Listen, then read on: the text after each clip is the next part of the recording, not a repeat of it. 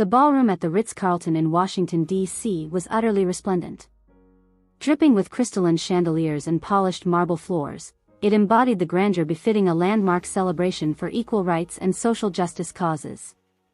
This evening was hosting the annual Equitas Award Gala, one of the most significant events for honoring trailblazers and advocates fighting on the front lines. The crème de la crème of Hollywood celebrities, political power brokers, and vocal activists filled the opulent space in couture gowns and tuxedos. Air kisses were exchanged amongst the upper echelons in attendance, with seemingly every other guest receiving congratulatory cheek embraces. The electric excitement was palpable on this momentous 30th anniversary award night. But amid the glittering throngs, one couple stood out as the evening's singular gravitational force: Prince Harry and Meghan Markle. Ever since their earth-shattering separation from the British royal family, the now permanently expatriated pair had skyrocketed to rarefied heights of fame and acclaim from progressives worldwide. Meghan, resplendent in a sweeping crimson Givenchy couture gown, her hair swept into an elegant updo, warmly accepted well-wishes from a seemingly endless parade of admirers. Resolute even in her third trimester of pregnancy, she glided with poise and grace born of an inner conviction to her moral crusade. Harry was equally in his element, clasping shoulders and grinning for the ocean of camera flashes trailing their every elegant stride. "My darling," Harry murmured adoringly as he wrapped an arm around Meghan's waist. "Look how worlds have shifted with our mere presence. An unstoppable movement catalyzed by your radiant strength." The beaming Duchess brushed a knuckle along her husband's rugged jawline. "We're just getting started, my love. White supremacy and institutional injustice have not seen the last of our reckoning against them." The couple glowed with a sense of divine mission, wholly assured that their defiance of archaic norms had ordained them for such a pivotal age of transformative change. From their Montecito refuge, the duo had become indomitable catalytic forces, Harry defending his wife's truth to power, even at the cost of sacrificing titles and inheritances. As the program neared its embarkation ceremony, ushers led the Duke and Duchess to their front row seats amidst thunderous applause. They waved to the crowd magnanimously, savoring their status as progressive prophets changing the world through undeniable moral courage. Tonight's festivities were merely the latest coronation in that righteous campaign. The shocking monologue.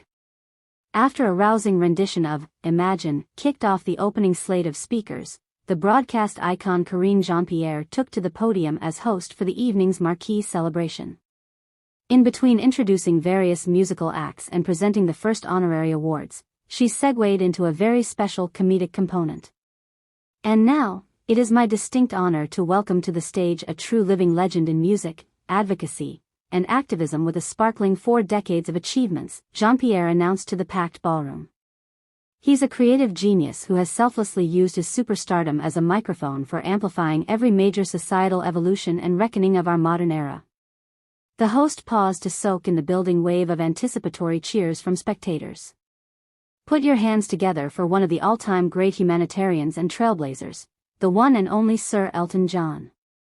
Swathed in a dazzling rhinestone-embroidered jacket replete with lavish tails, the Rocket Man bombastically strode to center stage in a spectacle nearly overwhelming the senses. Thunder crashed as his iconic piano renditions blasted over a dazzling laser-light intro. The veritable rock deity whipped the elite audience into a riotous frenzy of cheers and catcalls. After soaking up several minutes of the rapturous ovations, Elton finally took his place at the microphone stand and launched into his comedic routine. The brash singer opened with a series of deliciously irreverent jabs at the political establishment and Hollywood elite, clearly reveling in his platform to puncture egos on this prestigious occasion. But it quickly became apparent that Sir Elton had truly brought his searing witticism to eviscerate a pair of certain guests in particular. "Oh my, it's getting dreadfully warm up here with all these incredible activists roasting under the same roof," he faux panted into the mic. "I imagine the only reason it must be getting so heated is from those damnable racist microaggressions slowly reblanketing the atmosphere." The music legend then sashayed over directly towards Harry and Meghan, both beaming with eager amusement in anticipation of the remarks ahead. Elton flashed them a brief wink before continuing his verbal assault. "Why, I'd wager that even now, certain unnamed British nationals beside us are swooning over every uncouth fabulist whose trite fictions about their mistreatment leave us all just simmering in sympathetic pity. Oh, the sheer horror of having to tuck away that diamond-encrusted minority status just for one robe fitting. The barbed mockery was leaving no ambiguity about its intended target. Over the rising murmurs from guests, Elton continued his extended roast with escalating brazenness. "Oh, but no. Please do go on telling us once more, Ms. Churio, how you were utterly isolated and silenced from securing doctors during your latest opulence-induced vapors. We're practically swimming in your bottomless hardships, ravaging the palace's scullery maids for not air-fluffing your freebie wardrobe properly." By this point, nearly the entire audience was howling raucous laughter while the cameras captured Harry angrily scowl and grip Meghan's hand supportively. The Duchess's own expression remained frozen with disbelief, seemingly unable to process the torrent of heinous insult grenades bursting around them. But Sir Elton was far from finished with this over-the-top assault, mocking the celebrity couple as the epitome of privileged wokeism and delusion. After prancing and capering around in faux progressive soliloquy for what felt like an eternity, he rounded into his grand rhetorical finale. "So tell me, Prince Harmerica, how do you bankrupted dingbats respond to real disenfranchised people wondering aloud whether Daddy's hereditary fortune hasn't just stripped any self-awareness upstairs? Is it perfectly wretched having to endure all those unforgivable micro-insults hurled from the gilded plumbing your blessed seed was passed along to leech selfishly from?" The ballroom descended into a chaos of divisive cacophony and rapturous hollers.